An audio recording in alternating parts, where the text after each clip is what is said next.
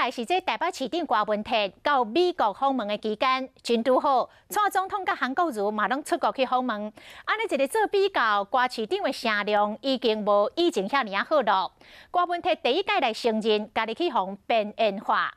这个绿党来公布着总统大选上新的民调，韩国瑜也是排第一。郭文泰伫个压力的夹杀之下，这个支持率敢若剩8.6%。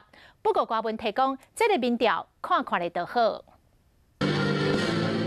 这是智慧城市展的开幕，台北市长郭文泰看起来真轻松。不过伊访问美国期间，都拄到蔡总统访问太平洋的友邦，跟市长韩国瑜访问中港澳。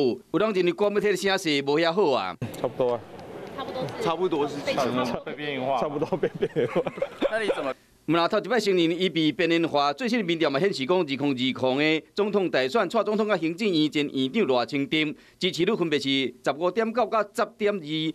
韩国瑜是18.5%，毋啦，领先国民党每一个头人嘛胜过民进党蔡英文甲赖清德。国民党伫那咧夹攻之下，支持率只剩8.6%。我不晓得，反正我没有在看的，我给看看就好啊。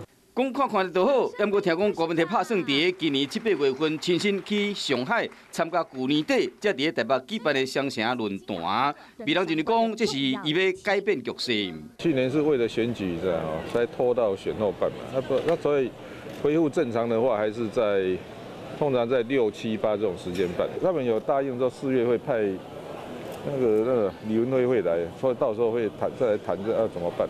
韩国瑜嘛讲要办高雄亲近的论坛，郭文泰无认讲这有压力，伊认为两岸城市的交流唔是歹代志。北国的市长前后前进中国，拢牵动着台湾的政坛。